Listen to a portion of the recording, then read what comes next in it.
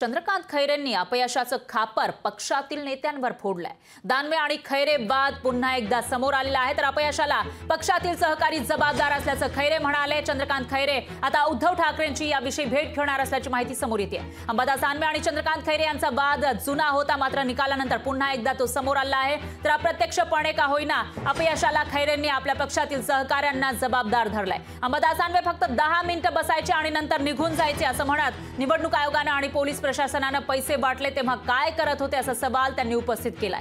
तर पक्षांतर्गत पुढच्या निवडणुकीमध्ये धोका निर्माण होऊ नये यासाठी उद्धव ठाकरेंची भेट घेण्यासाठी चंद्रकांत खैरे जाणार असल्याचं कळत आहे। तर दानवे लोकसभा इथं छत्रपती संभाजीनगर लोकसभा मतदारसंघातून निवडणूक लढण्यासाठी इच्छुक होते, पण या ठिकाणी खैरेंना उमेदवारी देण्यात आली होती आणि जरी वरकरणी दानवे हे दाखवत असले आपण पक्षाचं काम करत असलो तरी देखील त्यांनी आपल्याला मदत केली नाही असाच आरोप अप्रत्यक्षपणे इथून हरलेले ठाकरेंच्या शिवसेनेचे चंद्रकांत खैरे यांनी केल्याचं पाहायला मिळते आणि ते उद्धव ठाकरेंची भेट घेणार असल्याची माहिती सुद्धा समोर येते।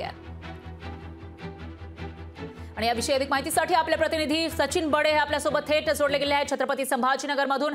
सचिन, काय सांगाल? एक मोठा पराभव झाला आहे खैरेंचा छत्रपती संभाजीनगर मध्ये आणि त्यासाठी त्यांनी आपल्या पक्षातील सहकाऱ्यांना जबाबदार धरलंय। एक प्रकारे ते दानवेंवर अपयशाचं खापर फोडताना दिसतात। काय अपडेट्स आहेत याविषयी?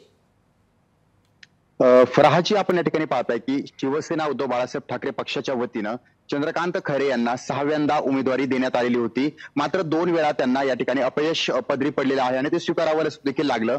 मात्र जेव्हा अपयश पदरी पडलं तर त्यांनी या अपयशाला जबाबदार हे पक्षातील काही नेत्यांना धरलेलं आहे। त्यामध्ये अंबादास दानवे यांचं देखील त्यांनी नाव घेतलेलं आहे। म्हणजे अंबादास दानवे हे फक्त 10 मिनिटं बसायचे आणि त्यानंतर ते निघून जायचे, म्हणजे निवडणूक प्रचारादरम्यान किंवा निवडणुकीच्या तयारी दरम्यान हे घडल्याचं त्यांनी स्पष्टपणे बोलून दाखवलंय। आणि एवढंच नाही तर ते स्वतः पक्षप्रमुख किंवा सर्वेसर्वा उद्धव ठाकरे यांची भेट घेणार आहेत आणि पक्षांतर्गत सुरू असलेला जो काही अशा प्रकारचा जो काही वाद आहे तो त्यांच्यासमोर मांडणार आहेत। म्हणजे येणाऱ्या निवडणुकांमध्ये त्यांना कुठल्याही प्रकारचं नुकसान होऊ नये आणि त्याआधीच त्यांना पूर्वसूचना मिळावी किंवा कल्पना मिळावी यासाठी उद्धव ठाकरे यांची भेट घेऊन त्यांना संपूर्ण प्रकार जो आहे तो पक्षांतर्गत सुरू असलेला ते समजून सांगणार आहेत। मात्र चंद्रकांत खैरे आणि अंबादास दानवे या दोघांचं एका पक्षामध्ये जरी असलं तरी आतापर्यंत कधीही जमलेलं नव्हतं। आधी उमेदवारी मिळण्याआधी अंबादास दानवे सुद्धा म्हणायचे की मी ही निवडणूक लढण्यासाठी उत्सुक आहे किंवा मला उमेदवारी मिळावी, मात्र चंद्रकांत खैरे यांना उमेदवारी मिळाली, मात्र आता त्यांना या ठिकाणी पराजय स्वीकारावा लागला। मात्र तरी सुद्धा या पराजयाचं खापर त्यांनी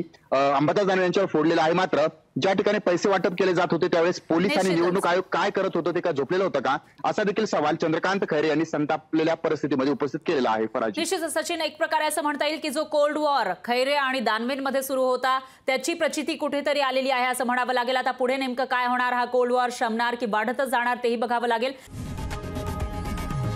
लोकशाही मराठी ऐका, पहा, जागरूक रहा।